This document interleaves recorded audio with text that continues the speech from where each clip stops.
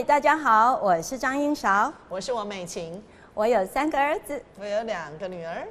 这里是阴晴不定妈妈聊天室，这里没有太多的教条原则，这里只有妈妈日常生活大小事。哇，我们在之前啊谈了不知道哪一集哦，有谈到那个联络本跟放手飞，那一集真的是引来太多的回响了。是，原来大家都签过联络本。当然嘛，这年头年轻人可能只有阿嬷级的。怎么样？自己没签过哦，那要小心讲哦。阿嬷级的，搞不好他也说我也有签过。说的也是呢。对呀，搞不好大家代签吗？对呀，帮忙哦，隔代呢，帮忙现在有阿嬷帮忙多好啊。对呀，是真的。对，所以今天呢，我们就把那一集的来宾又扣回来了。对，因为大家敲碗来的呢，是好不容易大家都是大忙人，还可以这样子。再来一次，而且那天的爸爸让很多人觉得为之惊艳啊，为之惊艳，对，有20年的育儿经验，是，超级可怕的，是，而且3个女儿加1个儿子嘛，对，儿子现在才5岁，是不是啊？对，中班是5岁、4岁，差不多啦，差不多啦，对啊，真的是太厉害了，所以现在大家就知道我们今天的来宾，来请我们的俊杰爸爸跟大家打个招呼。嗨，大家好，主持人好，校长好。是好，我们这个爸爸帮我们把我们的校长给 Q 出来了，是。好，今天我们看一下，今天我们校长粉红正装上阵，对啊，真的粉嫩的，气色又很好，超好的。来，那个校长跟我们大家打个招呼。嗨，2位美丽的主持人，校长好，很久不见了，所以很开心可以跟各位一起。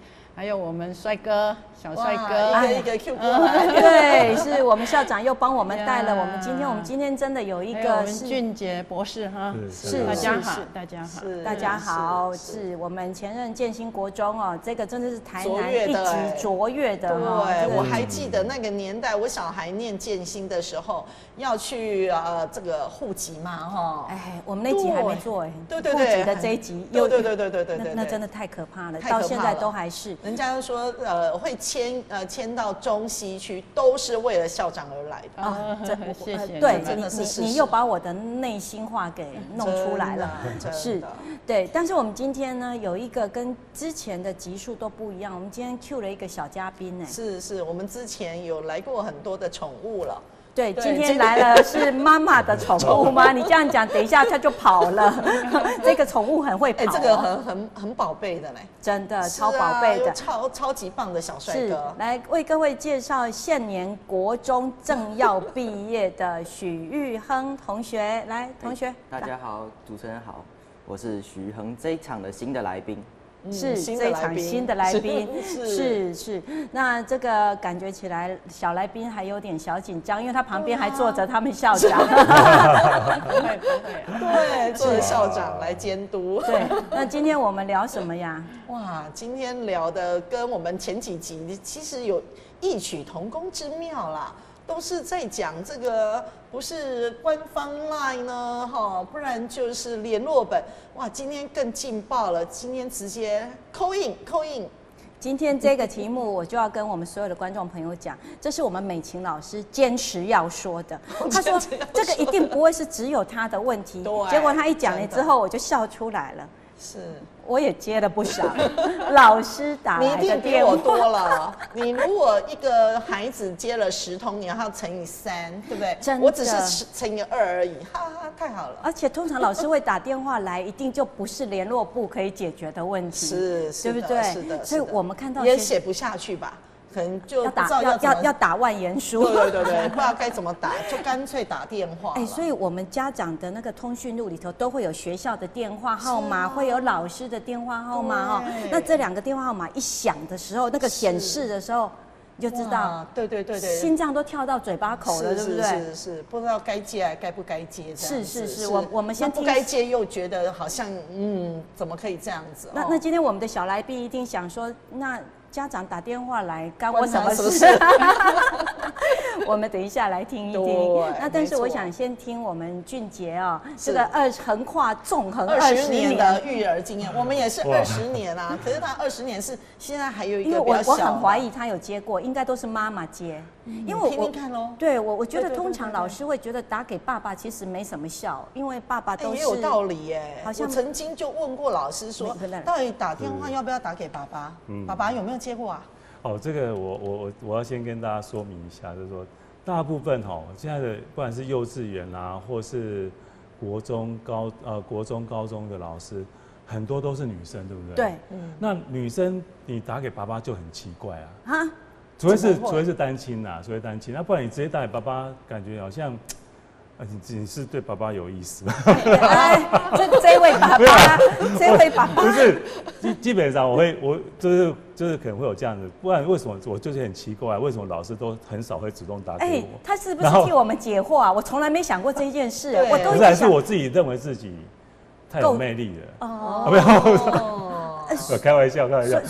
所以我的意思就是说，大部分学校老师会留的联络电话，大部分都是妈妈的。是，那除非是妈妈刚好可能在洗澡啊，或者是煮饭啊，或者在洗碗啊，或者是做家事的时候，我接起来，然后他第一句话就问说，妈妈、爸爸，那个就是人家还不要你就对了啦。爸爸那个妈妈不在吗？我说。妈妈现在在忙，有什么事情我可以讲一下吗？然后他才说，没有什么事啦。然后他可能就2种选择，一个就是要不然等下妈妈那个忙完之后那我再打电话。那如果是比较紧急的时候，他就会跟我讲，可能小朋友有什么状况或什么事情。那最主要是可能是真的妈妈找不到，就会找爸爸。对，所以大部分我遇到的是这个样子啦，就是这么多年下来，我遇到的是这个样子。那可能。因为有时候我印象中最特别的就是我那个小的读幼幼班的时候，读幼幼班的时候男生嘛就很奇怪，就是他那种就很喜欢咬，就很喜欢咬东西，然后就会咬同学，就会咬同学，然后我就跟妈妈讲说，奇怪，为什么要小的？就特别会想要去咬东西。前3个都没有这个，比较不会有这个状，也是会有，但是没有关。但是他就是跟那个同学在玩或者怎么样，就固定咬一个吗？就是那一个，就2个会互咬，真的哈，这2个有意思吧？而且是女生。我真的想问。然后2个就会互咬，他就有一次咬的就是比较严重，有一点齿痕的啦，有齿痕，这定情之物。老师就马上打电话说。你儿子咬人，然后有点流血，我说完蛋，怎么办？我不是担心，就是说我们怎么跟对方的家长小朋友的家长，对，因为可能那个齿痕还是会复原啊，可能就对，但是当下对当下就感觉说这种就很紧张，对，不知道怎么觉得，那我就说那对方有没有状况怎么样啊？然后怎么样？然后我们要怎么跟家长讲啊？结果到最后。就会想说，我们要怎么去解决这个问题？然后后来还是就买个礼物啊，然后赔罪一下，请老师，然后拿给对方的家长。爸爸，我请问一下，对这件事情你出面还是后来也是老婆出面？就2个一起出面。够重大了。2个一起出面。那我还是要跟你按赞呢。我家有类似的事情，但是永远是妈妈出面哎。是哦。对，我们家爸爸都会说你先去啦，对我先去啦，对，先去了解一下，讲得好，到底多大，讲得好温和哦，就是你所以我还是要跟你按赞的，所以你们一起去面对。对，因为我们还是想说，就发生这种事情，还是要一起去处理这样子。是，对啊，很重要的事。毕竟是自己的小孩做错事情嘛。尤其又是这么小，就对一个女孩子，她应该不知道。她不知道，她不知道，叫做做。对啊，说我们也不能处罚她，什么也不知道。是没错。对，那如果大一点的话，就像有时候就可能学校老师打电话过来，就是小孩子可能。感冒啦，或什么忍不舒服，对不对？要不要接回家先休息一下？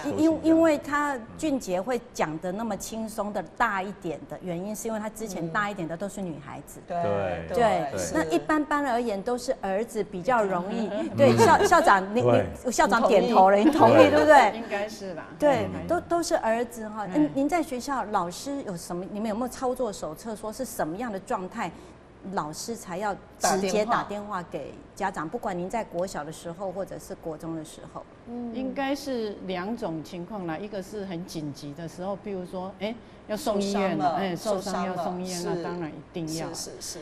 那另外一种可能就是说，譬如说同学，就像刚刚那种同学之间的冲突啦，那这个可能要电话，但是我是习惯跟老师提说，电话请家长来学校当面，对，这很重要。OK 啊，可是有时候家长会很急呀，想不是赵伟不是忙，是很急，想立刻知道到底是怎么一回事。那通常老师讲完，家长已经搞不好也生气了，也怒了，也急了。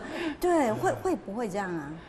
多少一定会的啦。对呀，因为你心里面电话一来了，那个心情就不一样。就像你讲，看到老师的电话，那家长一定就开始担心是不好的事情了。而且国中又很多感情问题，对不对？应该也有啦，这个部分啊。那这个联络部不能解决吧？总不能就直接写说您的公子跟隔壁班的女生有交往，隔壁班的妈妈来看，不要了，对啦，最好是因为这种东西还没有讨论，或者是还没有确认之前，因为其实家长最怕老师诬赖小孩，真的，这个是比较怕的事情，可能而且家长会去帮孩子，说实在的，有一些因为他心急嘛，他会帮孩子想办法去脱罪撇清，所以当下不要一下子就下定论，不要在联络簿上。所以这种东西联络簿不能嘛，一定要打电话，最好就是还能约来。电话是必要的，对，还是要约来当面说哈。这真的是呢，像我们当生儿子，像我就是生了3个儿子嘛，我真的是从小到大哈。电话真的是林林总总的接不完呢，那就要问小公子了哈。你这样一讲，不就让大家都知道他是跟我有关系了吗？你刚才不是自己也介绍？我没有啊，我只介绍他这个小来宾，我没有说他是我家。那你也自己承认？我说小公子好了，我承认了，这个是我们家的小公子小公子啦。对，我有3个儿子，这就是其中的这个最小的。那这碰巧今天录影的时间他可以，所以我们就请一个小孩来为我们现身说法。那请问一下这个许先生，你有没有被家长打电话来，被学校老师打电话来过？他打给我当然是没有了，但是打给我妈了，这肯定是有的。相当多次啊，尤其是5、6年级的时候，那个时候比较会惹事嘛，所以学校打电话给我妈妈的时候，这个机会就比较多。那你也知道，学校老师有打电话给妈妈，你怎么会知道的？有几次那个老师好像是被我气疯了吧，所以他直接当着我面说，我要打给你家人，你在那边不要走。他真的就直接这样打过，他就直接在我面前打给我妈妈了。哇，这真的是劲爆！今天妈妈做了什么事情让老师这么生气？这个的访问应该是访问主持人。缘由是有点忘记了，但是不过这个结果比较重要啦。对，这个重点就出在哈，这真的好几次。这的确是，因为老师也年轻啊。我们讲真的，那个老师 hold 不住，对，导师年轻啊，因为5、6年级的孩子本身已经开始，现在孩子独立了，也比较聪慧了，知道怎么去。别这样讲，就是更年期，青春期已经到了啦，所以他们的整个反应啦、节奏啦，比较直接啦。对，那再加上老师可能比较年轻，因为现在也是很多比较年轻的老师哈，来了之后，没错，那所以可能遇到孩子的一些状况，他们就急了，急了，那当场跟孩子又辩不通，因为现在小孩子也挺有能说的，对，辩不通的最后的杀手锏就是我打电话给你家长，其实就打电话给你妈啦，对，所以我真的是陆陆续续，但是我现在就觉得说我的陆陆续续，待会儿有空咱们慢慢聊。我倒是想听我们的美琴老师，你明明2个女儿，你要这个题目干嘛？这个被咬吗？也被咬吗？不是，我们倒是还好，可是女儿也是会有这个，老师也会打电话来呀。是来干嘛？是啊，他就说这个功课啦，或者是这个整个功课对，功课有我觉得你们家2个女儿功课都，我不能说上，我刚才我不能说上等，但是至少也是中上以上啊。对。可是我们之前已经有跟校长自首过了哈，我们那小的就是真的就因缘际会了哈，就到这个比较特殊的班级啦。你这样讲特殊有2边，到底是哪一边？好，资优的班级啊哈，那我们就好了，我要澄清，就是台南第1班呐，唯一那一班。对，所有的家长都曾经梦想孩子能进去过的班。是。哇！那我们就发现我们是用了这个不同管道嘛哈，那特殊推荐呐，对，特殊推荐，就像现在的选材的制度一样嘛，要多元发展，然后进了这一班这样子。可是事实上，我们这个家长从小也就帮孩子从小也没有铺这一条路的。对不对？因为我们都不是这一派的人，是，对，所以因缘际会，对，因缘际会进去啊。当然想当然，一定是跟不上。那跟不上，不要这样嘛！这是事实啊，我必须讲。那我们就问了孩子说，那跟不上，那我们就不要，我们就亦步亦趋，跟着一般的同学这样子。其实事实上孩子是有想法的，孩子就会说，跟不上，我慢慢跟啊。其实我们是很棒的，很正向的。对，我们当然是会很担忧，说他进去之后是自信心会低落啊，会被人家排挤啊等等之类。可是我发现，孩子自己有自己的想法，是。那这样子，老师打电话到底要干嘛啦？你就直接说了，我现在已经等都等不及。老师就会希望就是说，妈妈你就劝他吧，哈，就不要勉强嘛。什么意思？叫你们转班退学吗？不可能嘛！对啊，没有，就意思就是说，我们不要再勉强在那一班嘛，我们就在一般班，我们就可以当龙头啊。就叫你转出那一班就对了。对啦，意思那这样子孩子肯吗？不是肯不肯的问题，他就觉得是说反正我在那边也过得很愉快，跟同学，反而我就觉得，这一班的同学还蛮可爱的。可是我不会觉得这种弱的学生。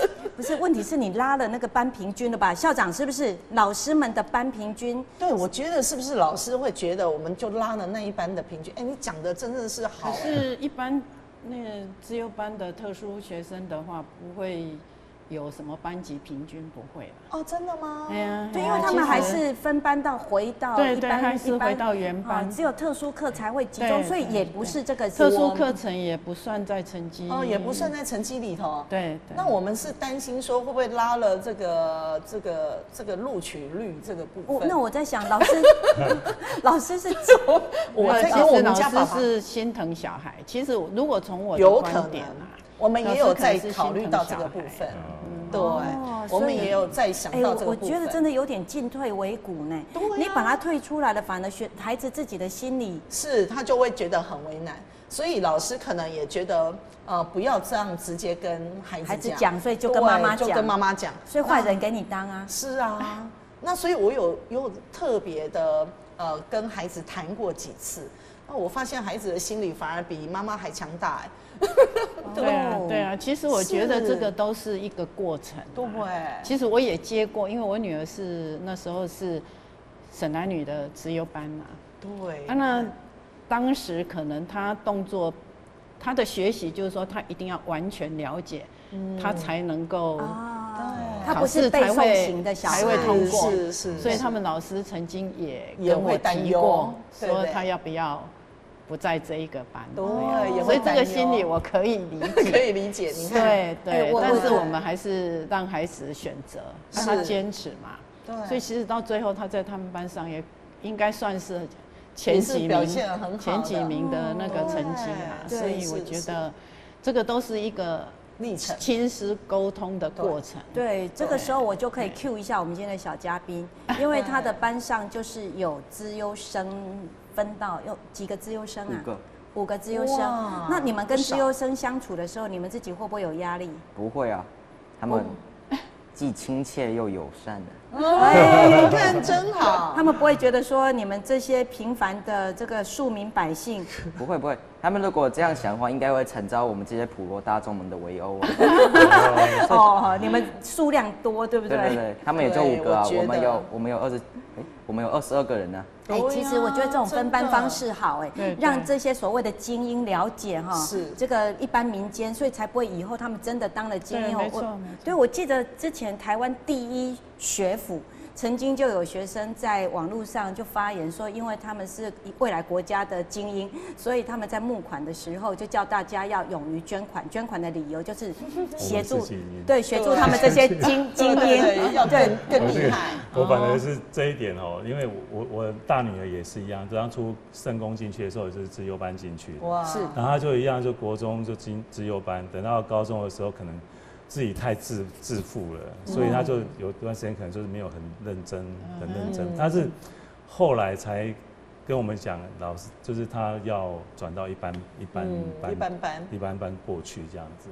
那我们也其实说实在的，我们但也会有一点点难过啦。哦，他说奇怪就是为什么这样子？然后不过他过去之后，我觉得他自己也才知道，他突然觉醒，原来。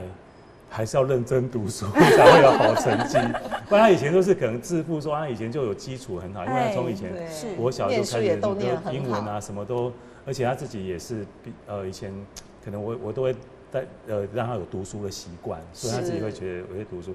可是到高中的时候，可能那时候就真的课业压力太大了，然后就没有很就是比较多，然后就开始有一点自暴自弃的，然后那时候可能就又跟老师有点嫌隙出来，是，所以开始就是可能就比较叛逆了。然后后来其实老师没有打给我，是我女儿打给我。后来她到高3的时候，因为要考大学嘛，她数学不好，她住校，对她反正是女儿，她住校，她后来住校，然后就打电话给我说：“爸爸，我数学不好。”然后我说有什么事我都可以帮你处理。他说就说我要请家教。那我就赶快找以前港民的那个校长。那港民校长以前校长是我很好的朋友，我说他也是专攻数学。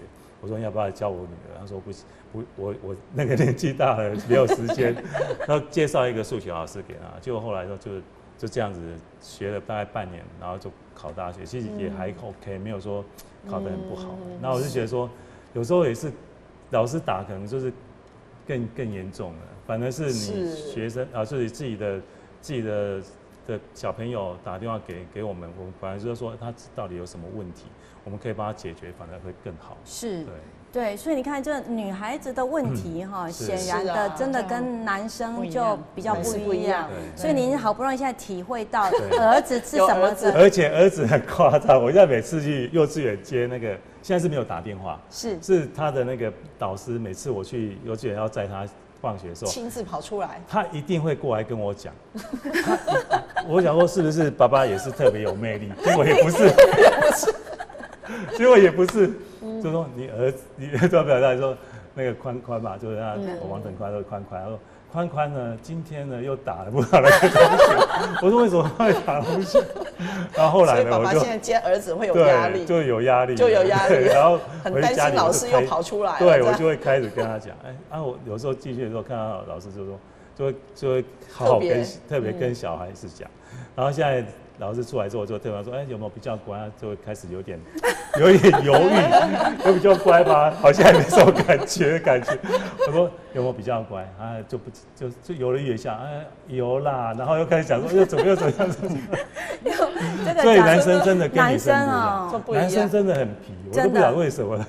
我家因为我一开始老大就是儿子嘛，一整路哈，每一个都有每一个的怪样子。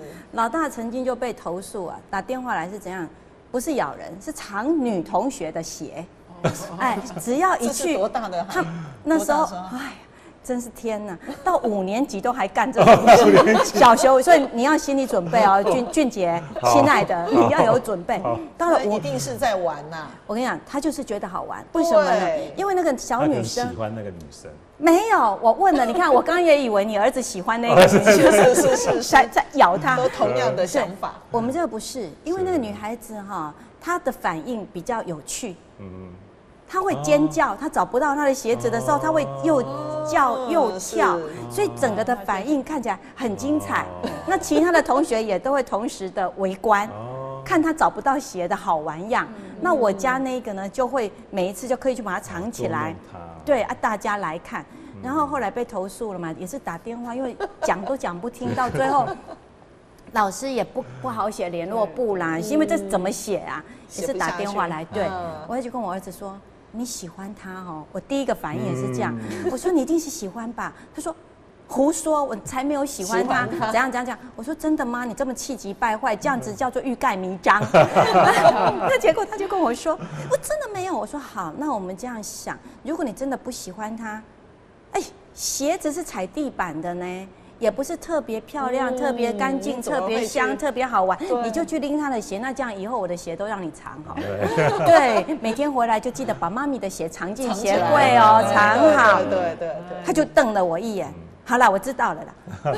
从此以后换别人没有这个工作换别人做，换别人藏了，就是轮流。因为女孩子的，我觉得就是那个时段哈。他们可能就觉得真的有趣、好玩，主要是好玩。对，那我家这个来的这位小公子，他倒不是，他其实性格挺稳定的，他也不会这样。但是有一件事情就是他可能他念的那个学校学风比较自由，台南市有名的自由学风的国小。那但是那个老师在5、6年级接他导师的时候是。新老师啦。那新老师可能他知道说所谓的这个学校的孩子学风自由、独立思考哈，想法比较多。对，但是他可能知道到真实去体验很不同。那像这个孩子当时就是有做一些研究，要去发问卷，那所以他的一大早的那叫早自习啊，他就自己很自在的拿着就去别的楼层啊，去找别的教室去发考。去发问卷，我还没走出去就被他拦下。哦，你还没走出去就被拦下？哎，我连书包都还没有拿下就被他拦下来。哦，真的。然后所以他就记忆深刻。对，老师就问他要干嘛嘛，然后他就很自在的就说我要怎么样。那这个老师就认为说你没报告，你没报备，你没有请示程序。可是因为他们过去的4年里。他们都是对，都是很自在，对，然后所以他可能也不觉得说我需要做什么事，那老师可能也没有想过说在这个学校是要提醒说你们要干嘛，要先报备，你立规矩可以，但是他忘了提早立，然后他就发现有一个孩子就怎么一进来书包也还没搞定，因为我就走进去跟他说啊，我今天有跟。楼上的班级的老师有约定说要发问卷嘛，然后他就说不行，你没有讲，你没有怎么样了，反正就是不要让我去嘛。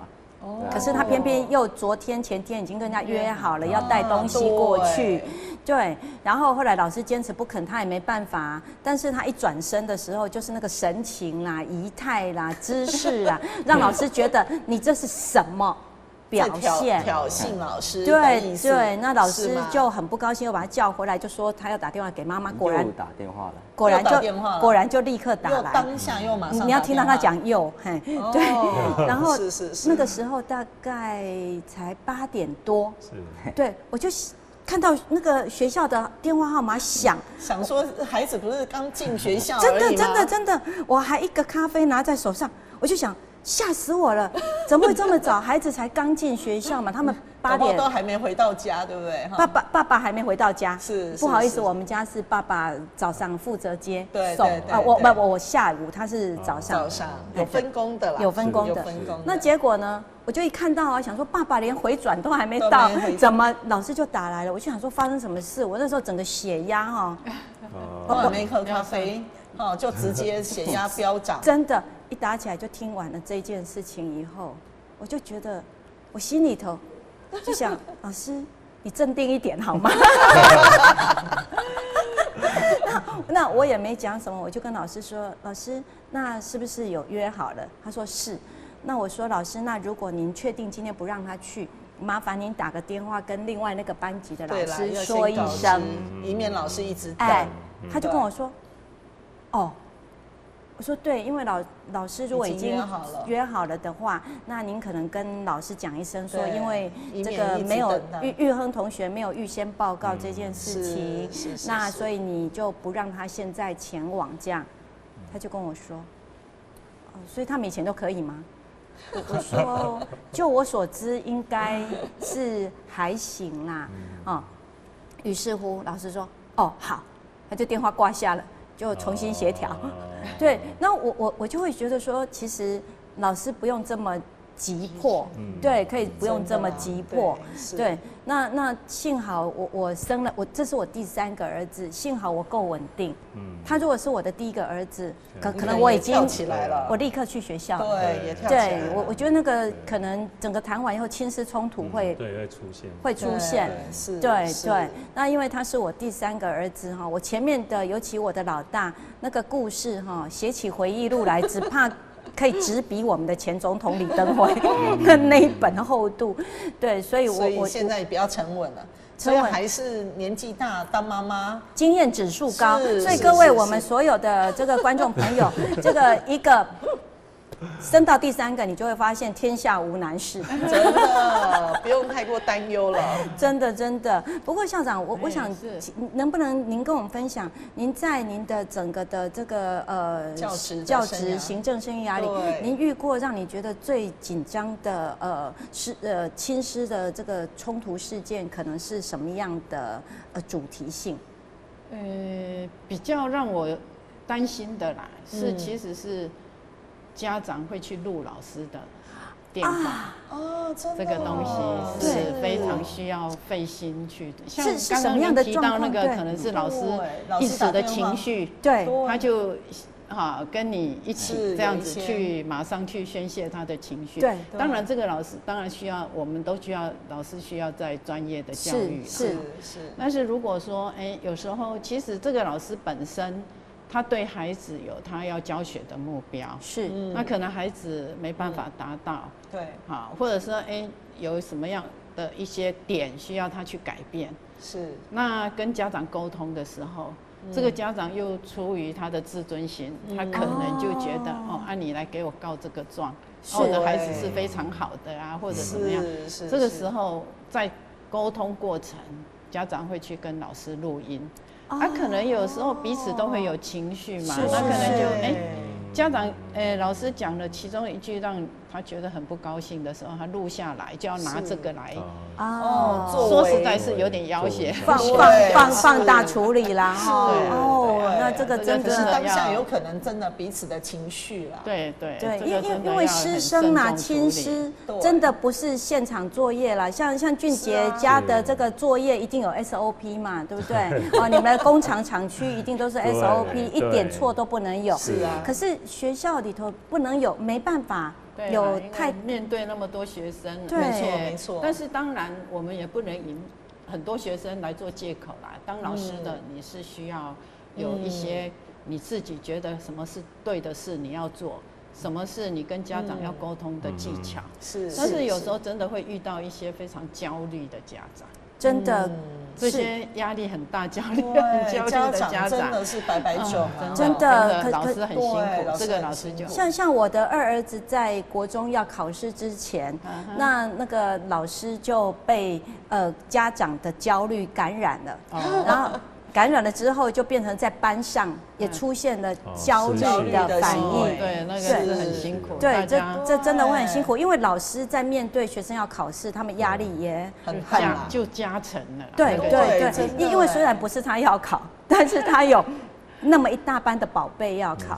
那我2儿子的老师，尤其又是升学的，对，他当时就是因为家长的关系，那所以老师的情绪整个带动起来之后，他在班上有一点小的，你说失控也不叫失控，但是就每天，我套句我2儿子说的话，就是说老师已经变成一个老太婆了，念到孩子情绪也开始念，尤其在考试了，考试前的那几周嘛，那学生就有点情绪不太稳定了。所以其实我觉得这个时候电话也可以有效果啦，譬如说家长用一些比较支持的话语去跟老师讲，是跟老师提到你们心里的这些想法，是那所有的家长一起来支持老师来带这些孩子。不过问题就来了，通常没事的家长不会打电话，是啊，打了电话的都是老师也很担心那个家长打电话来学校找老师，真的对，然后留电话，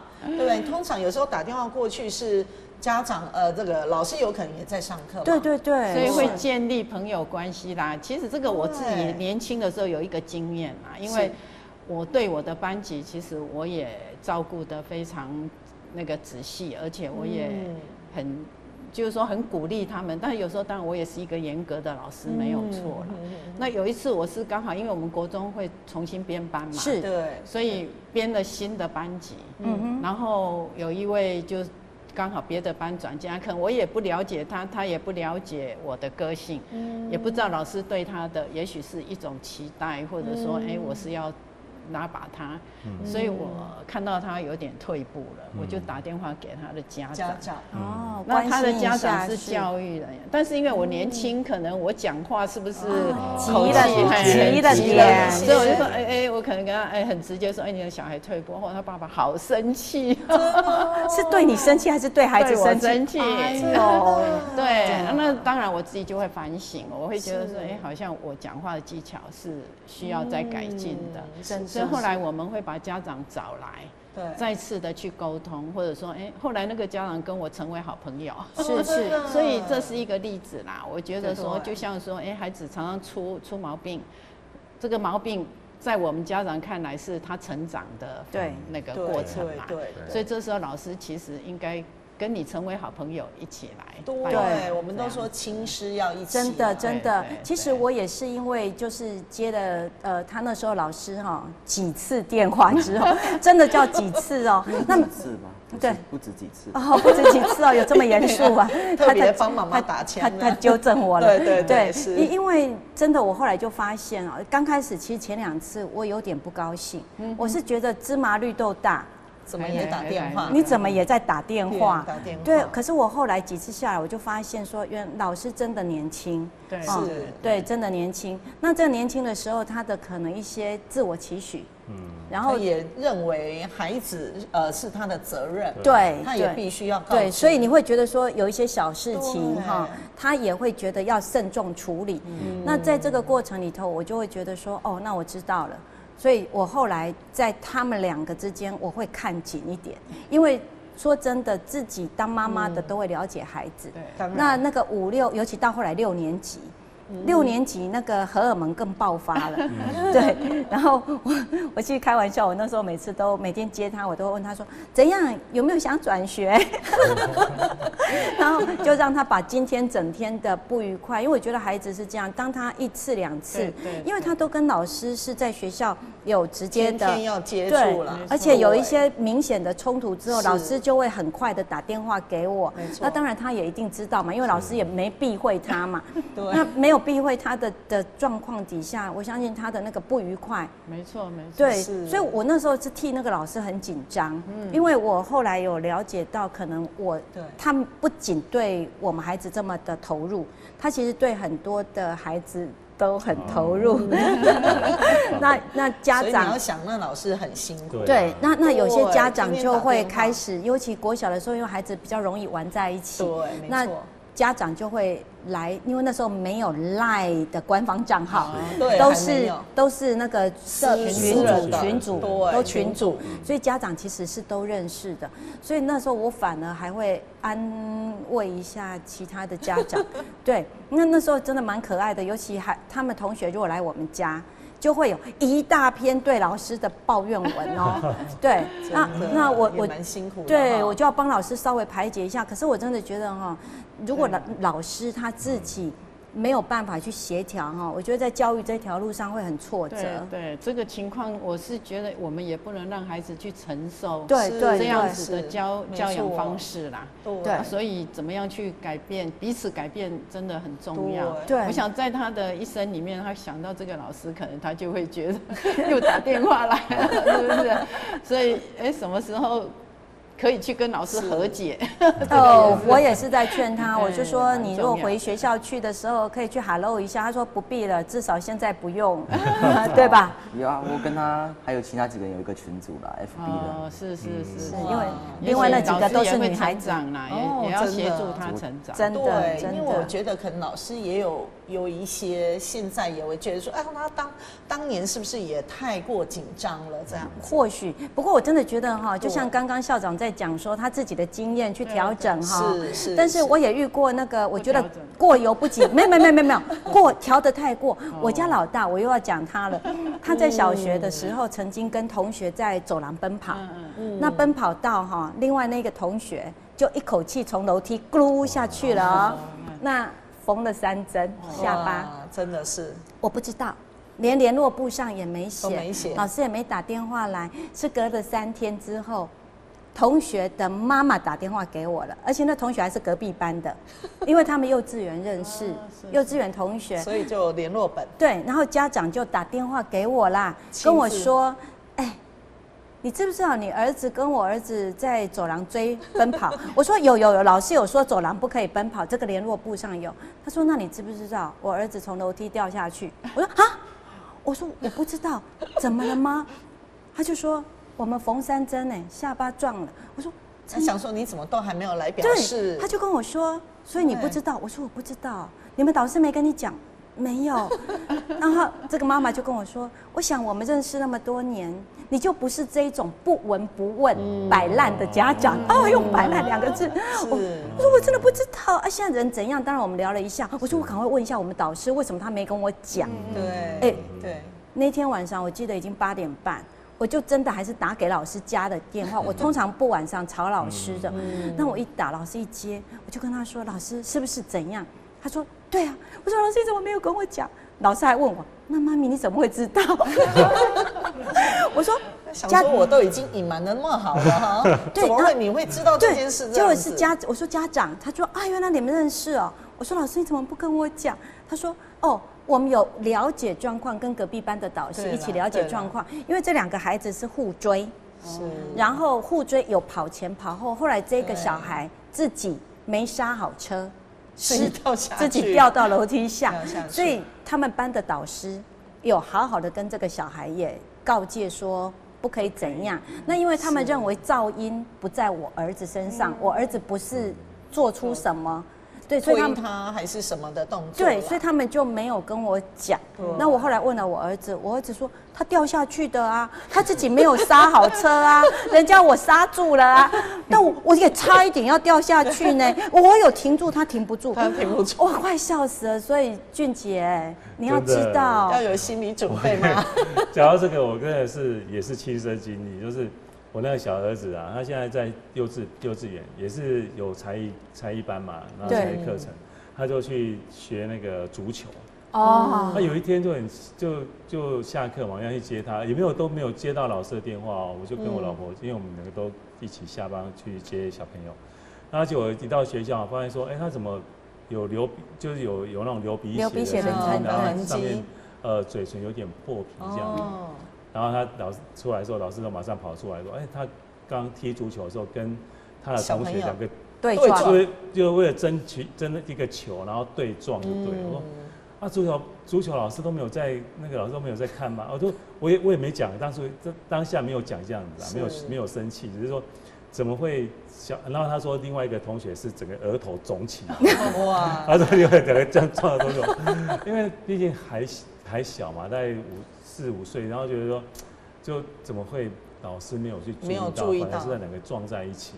那我回去的时候我就很生气，我说那个不要上足球课，停下，不要那个不交钱的，不要再上了。这样不行哦，危险吗？这样要再思考一下，再思考一下。还是认为那老师不够精准？我是觉得老师可能没有注意，没有注意，就是在上课的时候没有在看，或者是不然怎么可能争一个球，2个小朋友一起去追的时候就很用力这样去撞到。如果是偶尔那个擦撞那个，我觉得还来，我这是要请出我们今天的小嘉宾，来，请你开导一下这位爸爸，对运动状况是什么状态？老师在旁边可以做出什么事来，还是什么事都不能做？来，请说。你是要讲关于足球这件事情？没有，就是男生的运动。对，因为刚刚我们俊杰叔叔是说，为什么老师都没有注意呢？来，有时候是老师自己很厉害啦，就是为小学的时候也参加过那个足球的活动嘛，然后有时候老师他也会下来踢几下，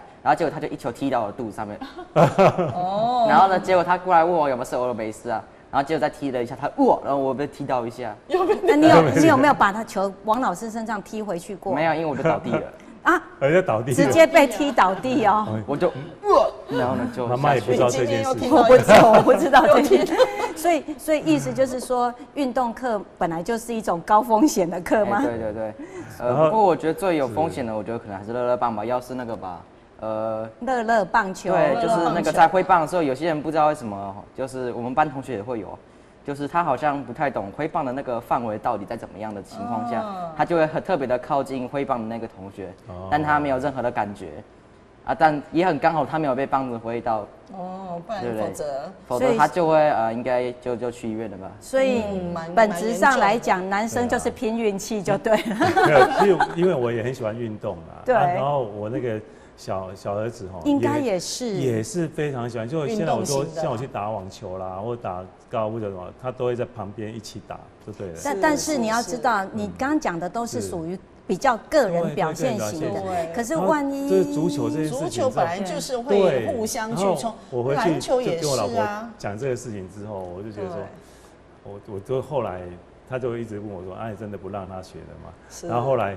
因为我是担心他说他牙齿会不会有摇动的问题，会摇动就会不会伤得比较严重这样子。然后后来隔了2天之后，看没有什么事情，然后就问儿子说，要不要继续学？他说要啊，他最喜欢玩，对，超好玩的。对啊，所以这很难，还是要尊重孩子的意愿。不过哈，这个真的是我们要讲了。像这个我们家这个小孩哈，他因为他有学乐器，是，那他又很喜欢运动，是，所以其实本质上就是他要在大比赛之前，钢琴的大比赛或者长笛大比赛之前，我会请求他暂停2、3天的剧烈活动，因为他喜欢打篮球。那常常那个叫什么吃萝卜啊？吃萝卜，对，整个手指头会扭伤，扭伤就没办法弹琴。对，严重一点是骨头歪掉了，就是要去找那个讲得很就是要那个敲骨头，把你的骨头拉回来。所以现在就说嘛，这种就是儿子跟女儿真的极大的差别。对，所以我们这个俊杰已经在横跨20年后，总算迈入了新世代。就是以前可能比较属于心理层面的，老师打电话过来可能是心理层面的，女生真的。那现在可能比较多是生理层面的，受伤啊等等之类的。我觉得俊姐刚刚讲的这个很重要因为前不久我一个朋友，她也是一个女儿一个儿子哈，结果她就说她女儿就是那一阵子哈，一直状况都很不 OK， 结果带去看那个中医师，她本来以为说是内分泌因为就是青春期嘛，结果那个中医师跟她说心理有障碍。你是在学校里头跟同学之间有什么样的排挤问题吗？还是有什么？直接一中，女孩子当场哭了当场哭了，因为她不敢讲给妈妈听妈妈也从来不觉得有这个问题，会有这个问题。对，所以刚刚这个真的叫做生女儿，就是心理的部分，内心戏。那我们这边就是动作戏。那校长其实都一对嘛哈，对，有儿子有女儿，他现在孙子也是有儿有女，但重点我想他应该不介意，因为他的学校里头，建新这个学校后来也是女生。对啊，我去的时候都男生啊，我进去第2年、第3年才开始有女生。有什么不一样？应该说气氛也会不同啦。一开始老师们很不习惯，说实在，因为他们全部都男生，他们带习惯了。那女生就像刚刚讲那个心理层面的内心戏啊，尤其不能骂，不能怎样。现在的网络其实要注意到女生之间网络的互相霸凌。我处理非常多这种案件啦，就是说可能互相去勾心斗角。